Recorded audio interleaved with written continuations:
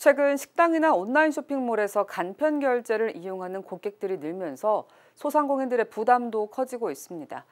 일반 카드에 비해 간편 결제 수수료율이 약 2배 정도 높기 때문인데요.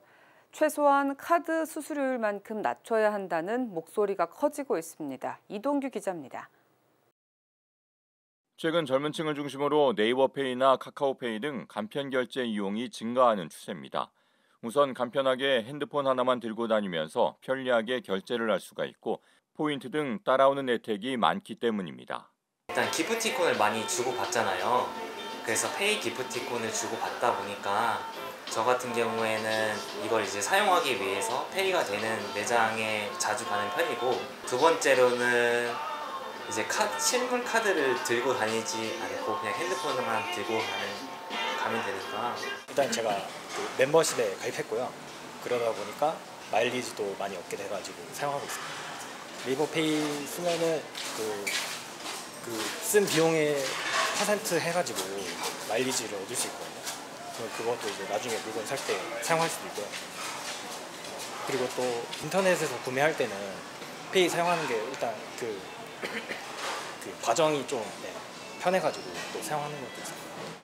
이처럼 간편 결제 사용이 증가하면서 소상공인들이 내야 하는 수수료 부담은 더 커질 수밖에 없습니다.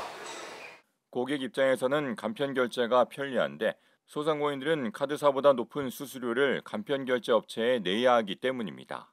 직접 수수료 규제를 받는 카드사와 달리 네이버, 카카오 등 간편 결제 업체들은 자율적으로 수수료를 결정하는 구조인데, 이렇다 보니 간편 결제에 대해 소상공인이 부담해야 하는 수수료는 카드에 비해 약 2배 이상 높은 상황. 같은 값을 팔아도 고객이 간편 결제로 결제했을 때는 그만큼 남는 게 적어질 수밖에 없는 겁니다. 우선 2배나 된다고 하는 거는 문제가 있다고 생각하고요. 더 낮기를 바라는 건 아닌데, 그래도 다른 카드랑 비슷한 수준까지는 낮춰줘야 되지 않나, 그렇게 생각합니다. 사실 수수료가 2배라고 하면 그거는 줄여야죠. 안 그래도 지금 어려운 상황에서 더 줄여줘야 되는 게 맞는 거라고 생각합니다. 요즘에는 솔직히 현금 거의 안 써요. 근데 카드도 요즘 안 쓰더라고요. 제 여기서 보면. 그러니까 40대에서 50대 뭐 이런 분들은 거의 다 카드인데 20, 30대 분들은 거의 한 80% 정도는 페이로 하거나 카카오페이나 그걸 하시고 있거든요. 제가 여기서 느끼는 건. 오늘 기존에 똑같이 팔아도 사실 수익은 계속 주는 거죠. 소상공인 단체들도 간편 결제 비중이 높아지고 있는 만큼 소상공인이 부담해야 하는 수수료도 완화되어야 한다고 목소리를 높이고 있습니다. 간편 결제가 현재 차지하는 점유율이 점차 증가하고 있습니다. 이에 대해서 소상공인이 느끼는 부담 역시 비례해서 커질 것으로 예상이 됩니다.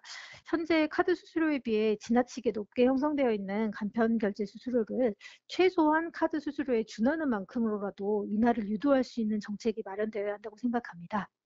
간편 결제 서비스 업체들이 자율적으로 수수료를 정하고 있는 데 반해 카드사들은 여신 전문 금융법에 규제를 받고 있어 형평성 문제도 발생할 수 있는 상황.